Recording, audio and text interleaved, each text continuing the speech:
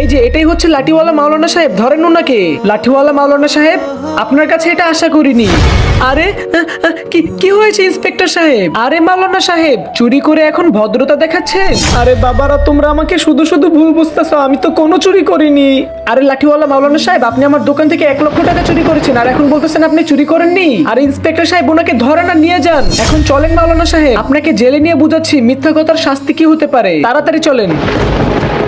হে আল্লাহ, আমি 10 বছর ধরে ইমামতি করতেছি আর আজকে আমাকে এরকম পরিস্থিতিতে পড়তে হলো। হে আল্লাহ, তুমি আমাকে বাঁচাও আর যারা আমাকে মিথ্যা অপবাদ দিয়েছে তাদের মুখোশটা তুমি খুলে দাও। চলেন এখন।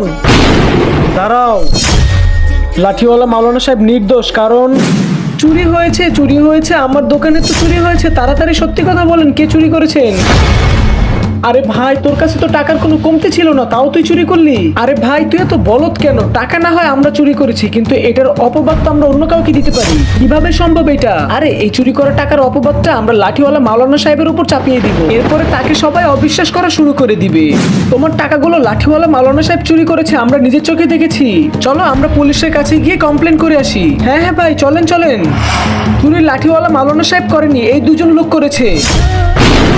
মাওলানা সাহেব, আমাকে মাফ করে দিবেন। তোমরা লাঠিওয়ালা মাওলানা সাহেবের উপর মিথ্যা অপবাদ দিয়েছো, এখন চলো তোমাদেরকে জেলে নিয়ে দেখাচ্ছি মজা। ভিডিও ভালো লাগলে সাবস্ক্রাইব করবেন।